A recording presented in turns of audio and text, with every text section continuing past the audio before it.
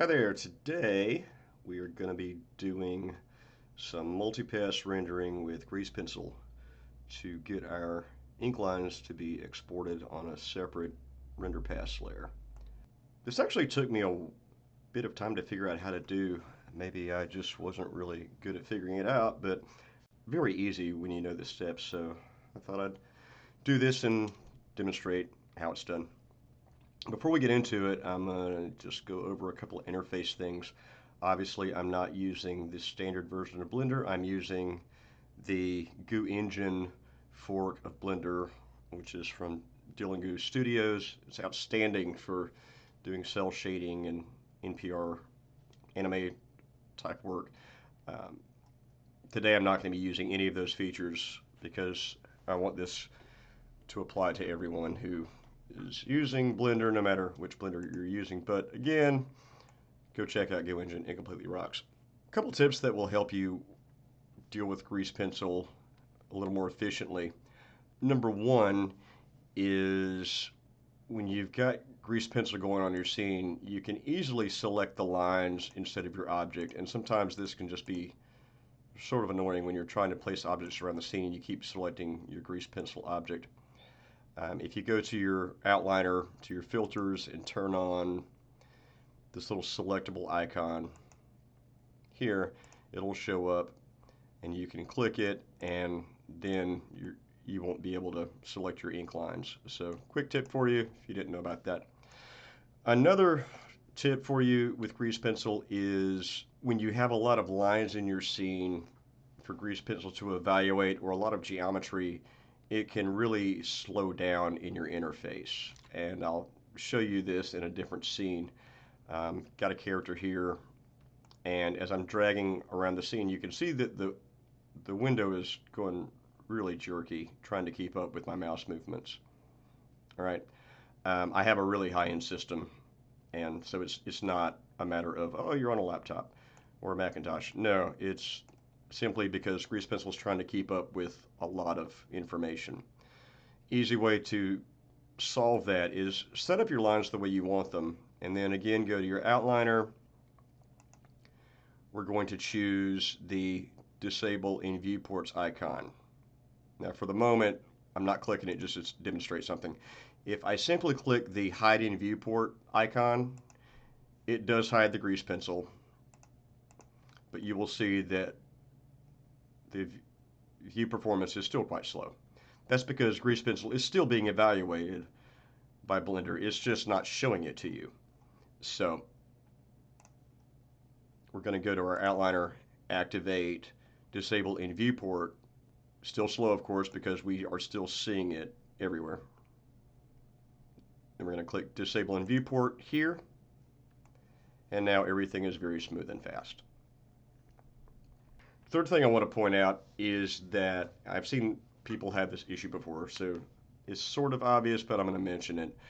Grease pencil requires a camera to be in the scene for the ink lines to be generated. So if you've deleted your camera from your scene and added your grease pencil modifiers and all that, and you're not seeing anything, don't forget you have to have a camera. And finally, the ink lines are generated based on the view perspective, the viewpoint of the camera. So you'll notice that we've got some, we could call it artifacts if you like. We're not seeing the ink lines all around the object. It's cutting off here, and that's because from the point of view of the camera, those ink lines can't be seen and they're not generated. So I'm going to click my little camera icon here, and you'll see from the point of view of the camera, everything looks correct. Now, let's talk about baking. You can bake your ink lines to your object and get rid of this situation. However, it's not required by default. And for today's procedure in simply exporting the pass separately, you do not have to bake anything. There's certainly a lot of reasons when you're doing animations that you might have to bake your grease pencil lines, but by default for a still scene like we're doing today, you do not have to bake anything. All right, and just another quick tip for newer users: if you're in your camera view and you start trying to rotate things around and suddenly Oh, we lost the camera view, right? Um, just go into your side panel here, click to view, and then turn on, kind of pull this out a little bit, click the little checkbox, camera to view. Now when we rotate our viewport, everything is as expected. All right. And of course, if we turn on our viewport, it speeds things up dramatically. Okay, now on to our main point of today, which is how to export our ink lines in a separate pass. We're going to be using view layers. By default, when you create a scene in Blender, you have a view layer created. And I'm going to turn on my shading so you can see what we're dealing with here. I've got two objects in the scene, and it's got a glow effect applied, a bloom effect, and our basic color. And if we render this, that's what we expect. The problem with this is that it's drawing our ink lines on top of the glow, and it looks not particularly nice. We would want to see the glow over the ink lines in some situations, not necessarily over it. It kind of kills the bloom effect. So we want to have our color and our glow separated from our ink lines.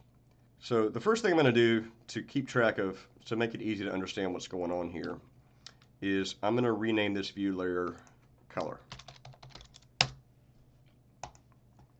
Now, I'm going to create a second view layer that will allow us to isolate the ink lines. So we'll come up to our add a view layer, we'll click this, say we want a new view layer. You're going to notice that it's got a new name with a little underscore.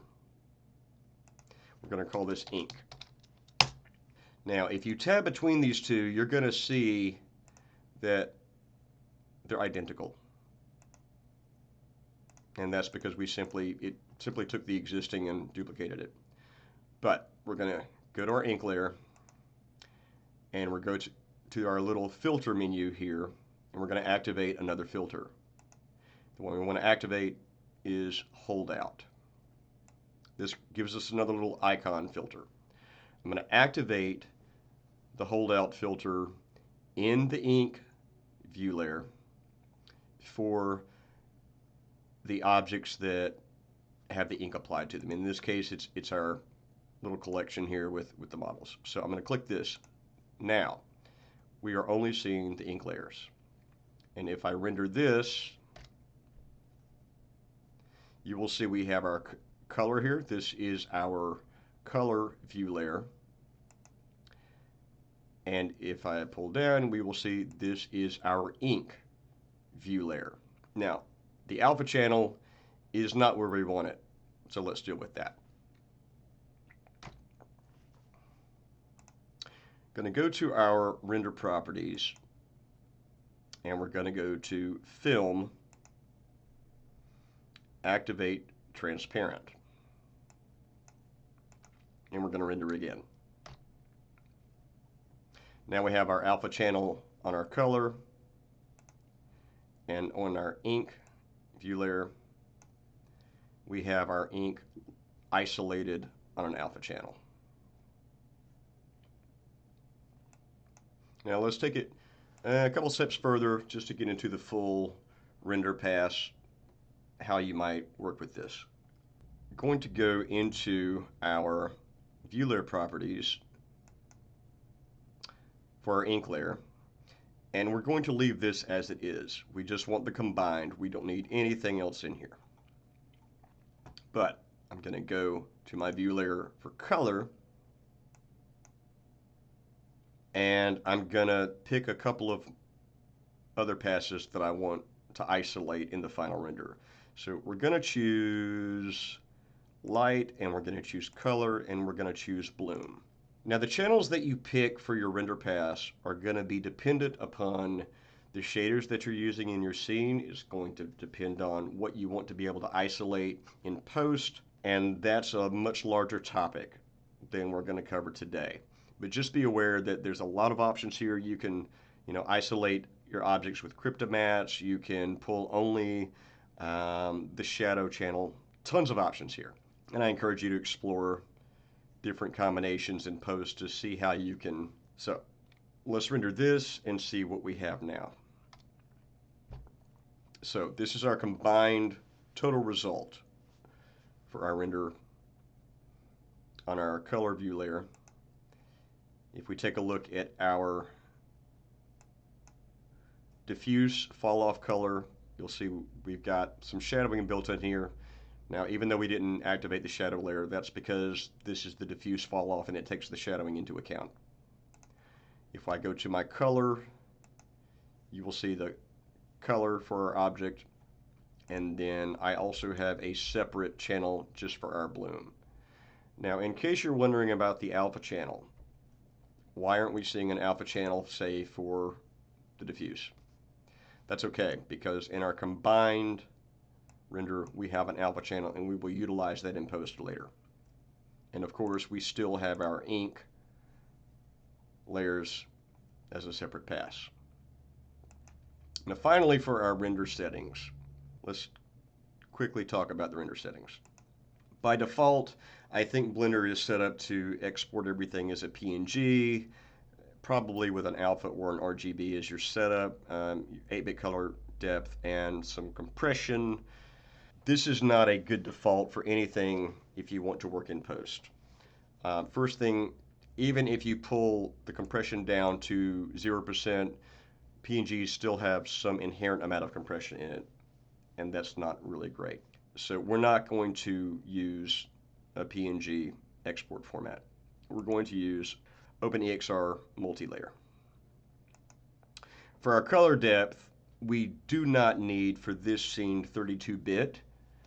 We can get by with 16 color bit. You might ask yourself, why wouldn't we use the most? Well, because when you're working in post with Photoshop or After Effects, for example, some filters do not work with 32-bit images. You have to use 8-bit images. Nearly everything I do is perfectly fine with 8-bit plus an alpha channel. So don't make your render files bigger than they need to be.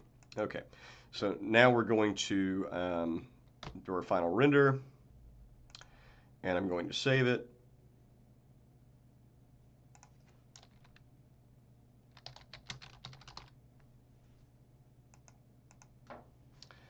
And this is our render imported into Photoshop. You're going to see all of our layers are created for us with the OpenEXR format. It's very convenient. And now we can start isolating some things and getting the final post effect that we want. So you'll note that your layers are the same as we saw earlier in our rendering.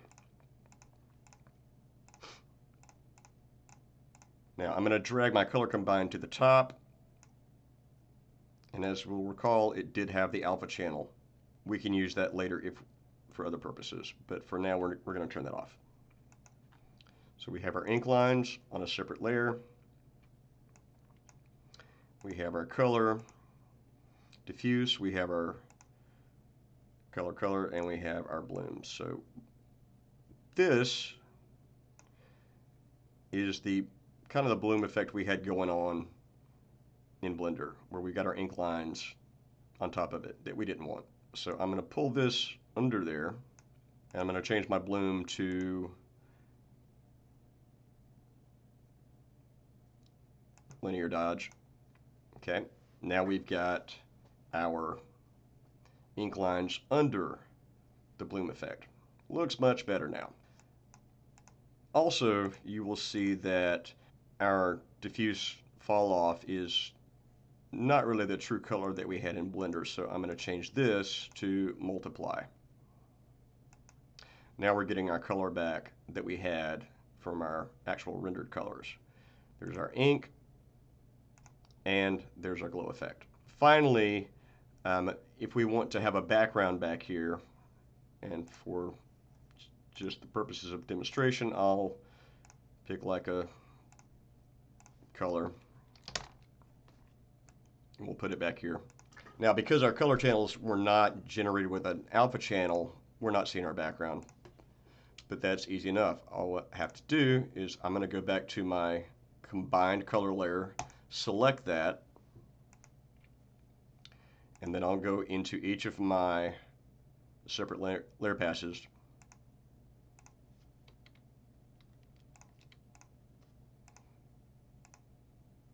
Create an alpha channel matte for each of those layers, and it's now going to cut it out. I don't need to do that for the bloom layer because we're doing a linear dodge over it, and because the background is black, the black is not evaluated and doesn't mess with anything. So that's going to wrap it, and hope this helped, and I'll see you next time.